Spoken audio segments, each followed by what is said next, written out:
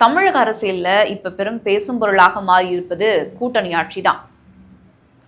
திமுக கூட்டணியில் இருக்கக்கூடிய காங்கிரஸ் கட்சி எங்களுக்கு ஆட்சி அதிகாரத்தில் பங்கு வேண்டும், அதிக தொகுதிகள் வேண்டும் அப்படின்னு சில கோரிக்கைகளை முன் வச்சு நெருக்கடியை கொடுத்துட்டு இருக்காங்க.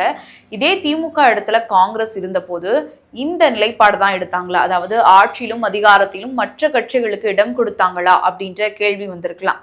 அதை காங்கிரஸ் செஞ்சுதா அப்படின்றத பார்க்கலாம். சுதந்திர இந்தியாவினுடைய முதல் சட்டமன்ற தேர்தல் 1952 நடக்கும்போது சென்னை மாகாணம் 375 தொகுதிகளை வச்சிருந்தது. இந்த 375 தொகுதிகளில் காங்கிரஸ் கட்சி மொத்தமாக 152 இடங்களையும், கம்யூனிஸ்ட் கட்சி 62 இடங்களையும் கைப்பற்றியிருந்தாங்க. எந்த கட்சியும் பெரும்பான்மை தொகுதிகளை கைப்பற்றாததுனால ஆட்சி கட்டில ஏற முடியல. மற்ற கட்சிகளுடைய ஆதரவு தேவைப்பட்டது. அப்போ காங்கிரஸ் கட்சி மாணிக்கவேல் நாயக்கரின் காமன்வெல்த் கட்சியினுடைய 9 எம்எல்ஏக்களுடைய ஆதரவையும் மற்றும் ராமசாமி படையாற்றியின் உழைப்பாளர் கட்சியினுடைய 19 எம்எல்ஏக்களுடைய ஆதரவையும் பெற்றுதான் காங்கிரஸ் ஆட்சி கட்டில ஏறுது. அப்போ ராஜாஜி அவர்கள் முதலமைச்சராக பதவியேற்கிறாரு. அப்போ அவர் தேர்தலில் நிற்கல, மேலவை உறுப்பினராக நியமிக்கப்பட்டு முதலமைச்சர் பொறுப்பை ஏற்கிறாரு.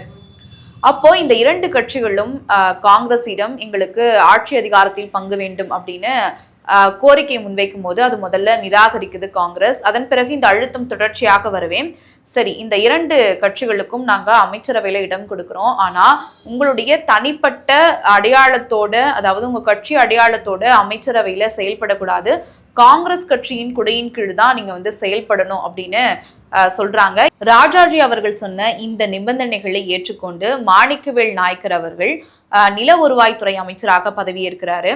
ராமசாமி படையாட்சி அவர்கள் உள்ளாட்சித்துறை அமைச்சராக பதவியேற்கிறாரு. ஒரு கட்டத்துல 1954 மாணிக்கவேல் நாயக்கர் அவர்கள் தன்னுடைய கட்சியை கலைச்சிட்டு காங்கிரஸ்ல இணைகிறாரு. அதே 1954 ராமசாமி படையாட்சியா தன்னுடைய கட்சியை காங்கிரஸ்லேயே இணைத்து கொண்டாரு. இப்படி காங்கிரசுக்கு ஆதரவளித்த இந்த இரண்டு கட்சிகளுக்கும் அப்போதைய சூழல்ல ஆட்சி அதிகாரத்தில் பங்கு கொடுக்காத காங்கிரஸ் இப்போ திமுகவிடம் எதிர்பார்ப்பது முரணாக இருக்கு அப்படின்னு ஒரு வாதம் வைக்கப்படுது.